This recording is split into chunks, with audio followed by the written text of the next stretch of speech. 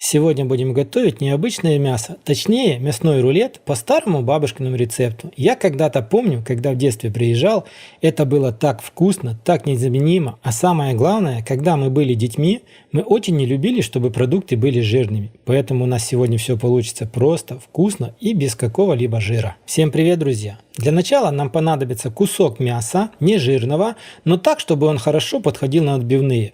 Нарезаем 4 куска, примерно толщиной 1,5 см. Мясо у меня сегодня свиное, но также можно использовать и говядину. После того, как понарезали мясо, его нужно накрыть пищевым целлофаном, взять молоток для отбивных и отбить с двух сторон. Мясо примерно должно будет увеличиться в 2-2,5 раза в объеме. Затем отбитый кусок мяса нужно немножко поперчить и посолить, а после того взять руками и вот так вот как будто бы втереть перец с солью прямо в мясо. Такую процедуру нужно проделать с двух сторон. Затем укладываем мясо в тарелку и точно таким же образом поступаем с остальными кусками мяса. Все куски мы будем складывать стопкой и пускай вот так вот оно немножко промаринуется. И точно такую же самую процедуру мы будем проводить с куриным филе. Нам понадобится 2 филешки одной курицы. Филешки мы будем разрезать вдоль на 2-3 части. Это как у вас получится, и все будет зависеть от того, какой величины у вас филе.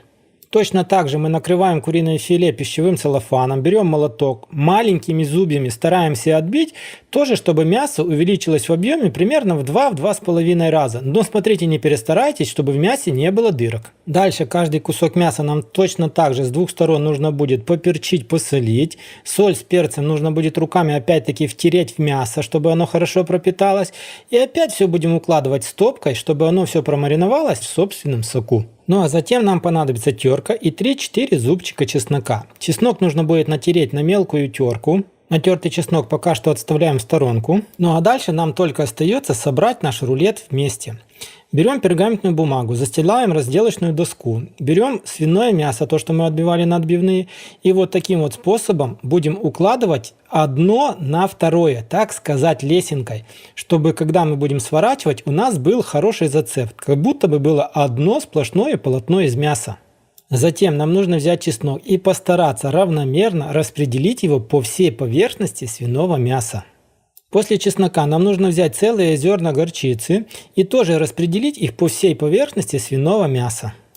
И только после этого мы будем раскладывать куриное мясо. Смотрите, куриное мясо нужно раскладывать будет поперек того, что мы разложили свиное мясо.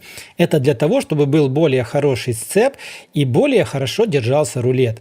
Раскладываем полностью все мясо. Если у вас оно будет лишним, его нужно будет разложить полностью все, даже если это займет у вас 2 слоя, так как у меня. А затем берем аккуратно вот так вот за пергамент и стараемся свернуть ровный, красивый, аккуратный рулет. Пергамент в мясо сворачивать не нужно, нужно просто сделать так, чтобы мясо не разлетелось. Получилось все аккуратно и более-менее ровно.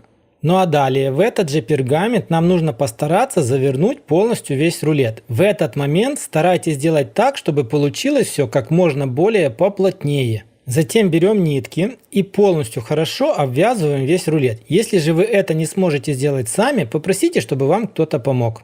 Ну и вот как-то так у меня получилось перевязать рулет нитками. После этого, как вы проделали такую процедуру, перекладываем мясо на противень и отправляем полностью все в духовку, разогретую до 200 градусов, ровно на 1 час 20 минут. Через час 20 достаем хороший, красивый, пропекшийся уже рулет. Наверх на рулет вот так вот прямо в противень укладываем разделочную доску, а наверх на доску нам нужно установить какой-то пресс. У меня это будет 3-литровая банка с закруткой.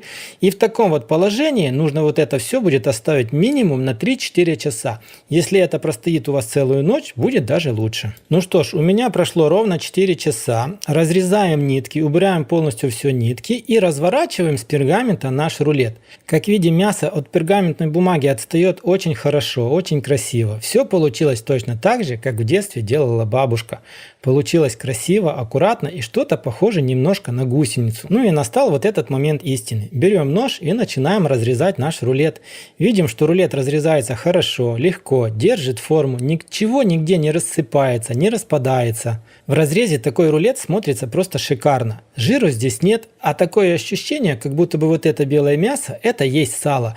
Но Все получилось просто вкусно, диетически и не жирно. В детстве мы очень обожали такой вот рулет у бабушки. Это было самое любимое блюдо не только на праздничном столе. Бабушка старалась нас всегда таким баловать. Ну что ж, друзья, на этом у меня сегодня все. Если вам понравился такой прекрасный старый рецепт, обязательно поставьте лайк, подпишитесь на канал, поделитесь таким рецептом с друзьями, пускай они сделают, приготовят что-то вкусненькое.